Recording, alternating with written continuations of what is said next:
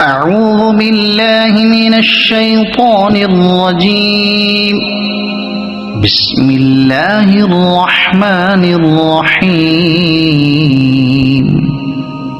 والفجر وليال عشر والشفع والوتر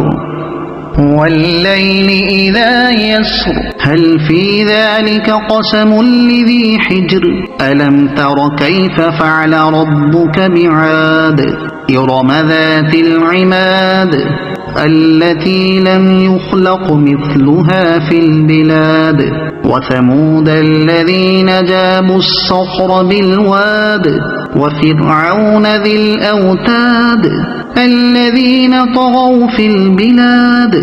فأكثروا فيها الفساد فصب عليهم ربك سوط عذاب إن ربك لبالمرصاد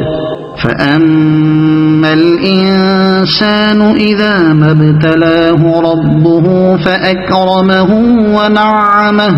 فأكرمه ونعمه فيقول ربي أكرمن وأما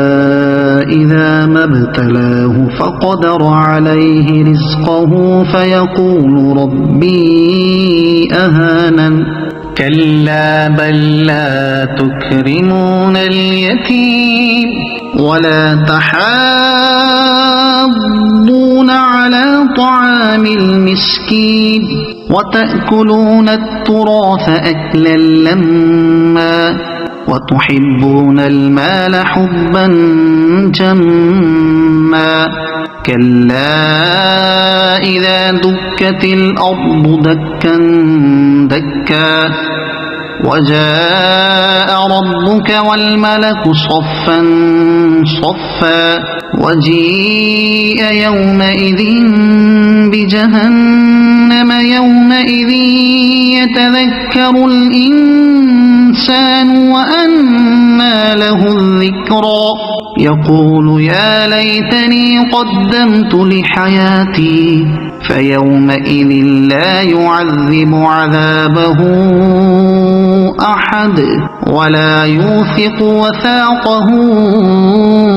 أحد يا أيتها النفس المطمئنة ارجعي إلى ربك راضية مرضية فادخلي في عبادي وادخلي جنتي.